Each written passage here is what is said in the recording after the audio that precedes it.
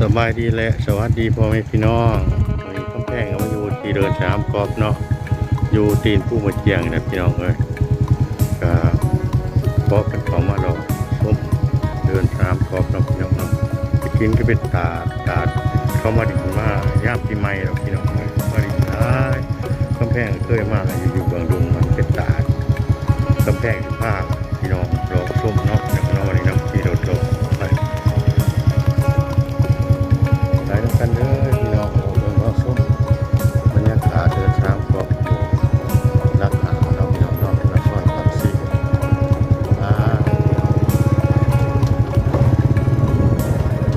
เป็นคนน้องครับส้มกันเลยพี่น้อง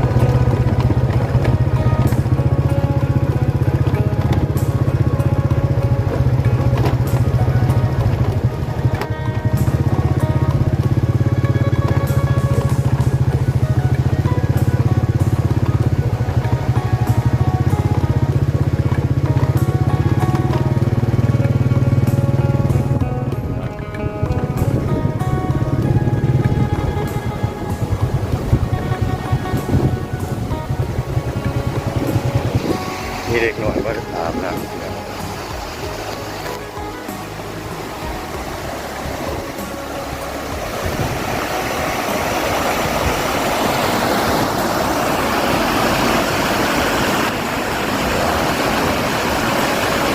โอ้ต้นมะพร้าวสูงเลยซ้ายตัวซ้ายตัวเหนืออ้าวก็แค่เคยลงมาก็ตอนนี้โอ้เริ่มเย็นนิดเดียวแล้ว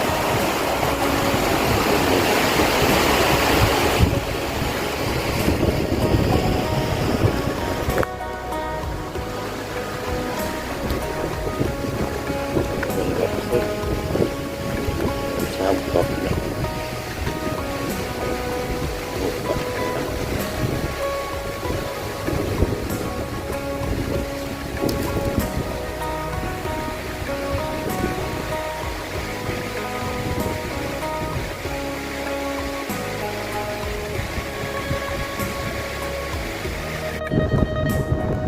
พี่น้องยางคือเบิ่งน้องวัว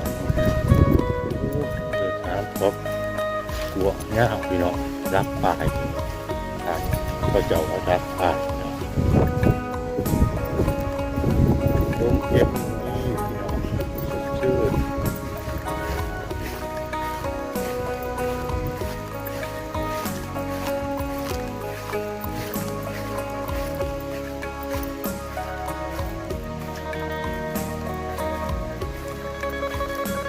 ปะงัว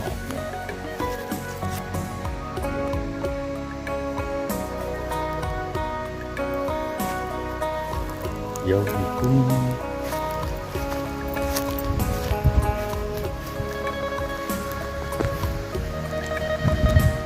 มาครับพี่น้อง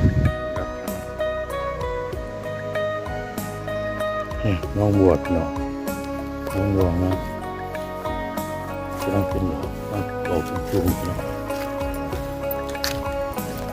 สบายดีเก็บยังน่ะ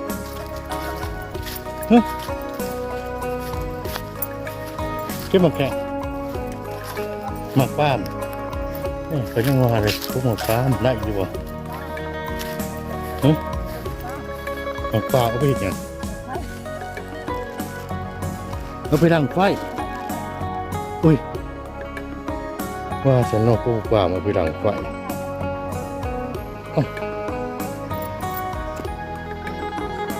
พวกหมักป้า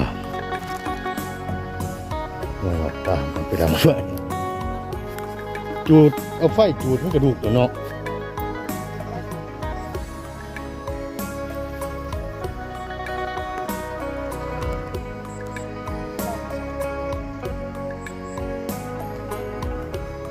เลาะไปคุณแล้ว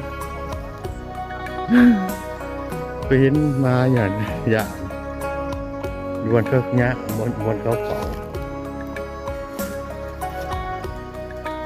โอ้ต้นม่วงเงี้ยวป่านงามเนาะ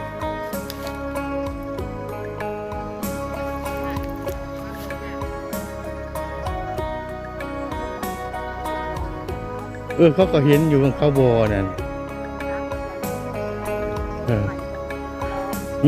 มีแขกน้อยหนึ่งอยู่คุณเยอะ2 คันโดดเบื้องนั้นโมมีอยู่เพิ่นก็เห็นฝอยปุญญามแล้วก็บวายไปไหนแล้วกัน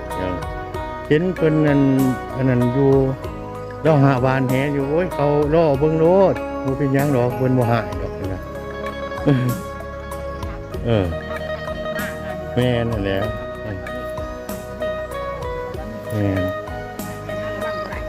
แม่นโดยขอบใจนะจุดวงอย่าผ่านมากครับ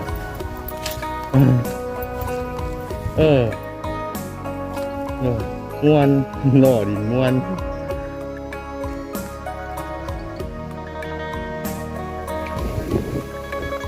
ต้นดอกจำปาที่น้องต้นดอกไม้ดอกเหลืองเต็มเลยครับ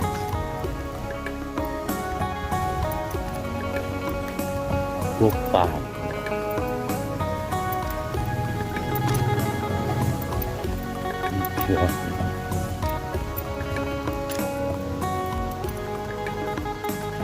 น้ำหวย โอ้มีป่าหมอนโอ้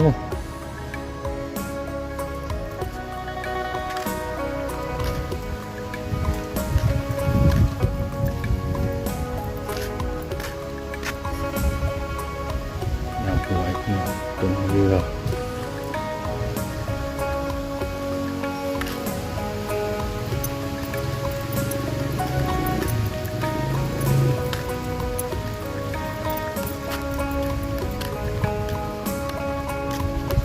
พัฒนาพืช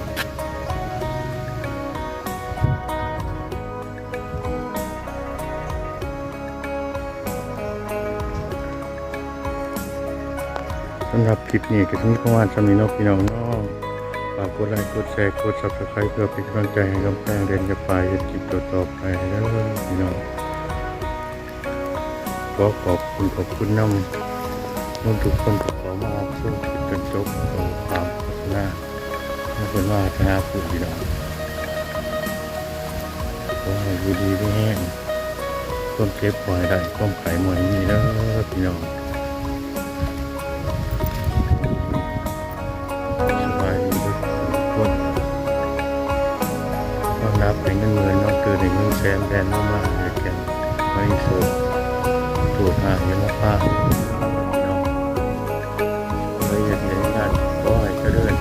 ไปเรื่อยๆตลอดไปเรื่อยๆพี่น้อง